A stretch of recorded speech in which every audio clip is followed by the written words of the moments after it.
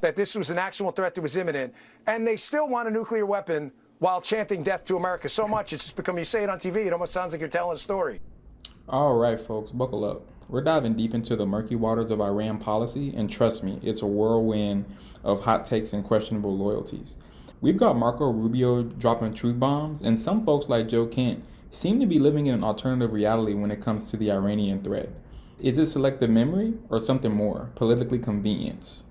This isn't about foreign policy, it's about who you can trust when the stakes are sky high. We're going to hit pause on the main video to dissect these arguments, expose the logical fallacies, and inject a healthy dose of reality into this critical national security debate. We'll be pulling no punches, asking the tough questions, and maybe even having a laugh or two. Stick around, because you don't want to miss a single moment of this breakdown. Let's roll the tape. Also, you may remember we showed you the video about 2 weeks ago. I think we showed it to you a couple of times. Steve Witkoff, who was our lead negotiator, talking about the Iranian enrichment that the Iranians were doing, and that they said that they were close to being able to build 11 nuclear bombs. Those are their words. So at some point, you have to just people are giving us all sorts of information. You have to choose who to believe.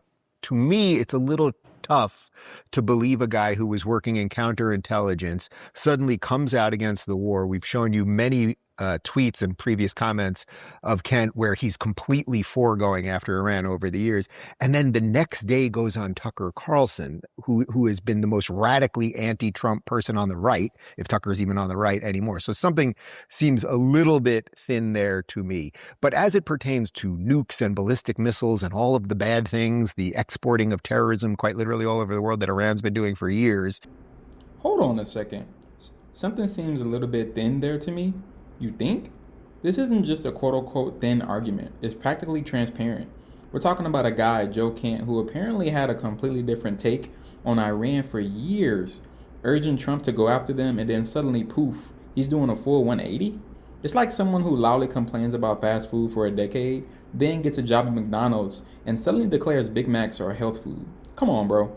And then immediately jump on Tucker Carlson's show, a guy who, let's be honest, has become the political equivalent of a conspiracy theory bingo card, especially when it comes to Trump.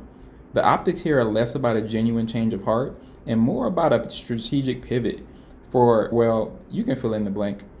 When your position shifts that drastically, that quickly, it's not just quote-unquote thin, it's a gaping hole in your credibility. We need leaders who are consistent, especially on national security, not political weather vanes. Here's Bongino Dan Bongino on Fox talking about the Iranian threat. Well, a senior U.S. official told Fox on background that Joe Kent was cut out of presidential intel briefings months ago due to allegations that he was suspected of leaking and that he hasn't been part of any Iran discussions or briefings. But, I mean, he's beloved. I don't know him well. I think he's been on the show a few times, but he's beloved. He served his country, proudly. He said he's very proud of serving in this administration, but he disagrees deeply, and I think respectfully on this one issue. But he also said back in 2024, Dan, that Iran is poised to attack. Biden and the D.C. war machine has given them plenty of options to harm us by leaving our troops deployed in small bases in Iraq, Syria, and Jordan. Back in 2020, he said Trump's restraint shows that he wants to deal with Iran, and his red line is American loss of life and Iranian nuke development. Whoa. Did you just hear that? Joe Kent was cut out of the presidential intel briefings due to suspected leaking? Suspected of leaking. Let that sink in for a minute. We're talking about national security, people. The highest levels of intelligence, and there's an allegation of leaking, and yet we're supposed to take his word as gospel when he suddenly decides Iran isn't a threat anymore? It's like trusting the fox who was caught trying to pick the lock on the hen house to guard the eggs. The very idea is preposterous. His credibility isn't just a little thin anymore. It's non-existent when it comes to classified matters. When you're accused of leaking, you lose your seat at the adult table, period. You don't get to then come out and lecture us on what's an imminent threat and what isn't, especially when you've been deliberately kept out of the loop because you couldn't be trusted. That's not just a red flag. That's a whole Soviet parade. And by all accounts, their nuke development had not been abating. In fact, it was speeding up. I mean, Laura, again, like what more, if you were making a court case here for a threat that was imminent, right? You know, we had Rubio, Beirut, the Khobar Towers, EFPs, explosively formed penetrators in the Iraqi battlefield. We've had drone attacks. We've had threats of drone attacks. We've had, you know, decades of hostage taking in the Strait. We've had decades of actual hostage taking in our own embassy. Cafe Milano. You've had lethal plotting. Asif Merchant, the federal case, and the Pakistani at the IRGC's beholding in the assassination case. What more evidence could you possibly need that this was an actual threat that was imminent? And they still want a nuclear weapon while chanting death to America so much it's just become, you say it on TV, it almost sounds like you're telling a story. No, seriously, like what more evidence do you need? It's like asking for more proof that water is wet after you've been dunked in the ocean. The list of Iranian aggressions from Beirut to the Khobar Towers, from drone attacks to hostage taking, it spans decades. They chant death to America while actively pursuing nuclear weapons, you guys. How much clearer can they possibly be about their intentions? Do we need them to send us a personalized, signed invitation to their nuclear launch party before some folks decide it's an imminent threat? This isn't about hawkishness, it's about basic reality. Denying Iran's threat, especially with their track record and stated goals, isn't just naive, it's dangerously delusional. It's the political equivalent of ignoring a roaring lion because it hasn't technically pounced yet.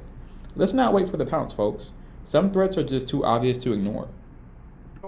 Now, well, Trump's doing what others didn't want to do. And it's a risk to him politically, and he did it anyway. Okay, so look, Dan Bongino happens to be one of those guys that I trust. But I also want to show you a video we showed you last week where Marco Rubio lays out why we did the Iran situation right now. Because Kent is basically saying Iran was no threat, even though he has been on the record with all sorts of tweets and comments over the years encouraging Trump to go after Iran. But suddenly he's completely 180'd.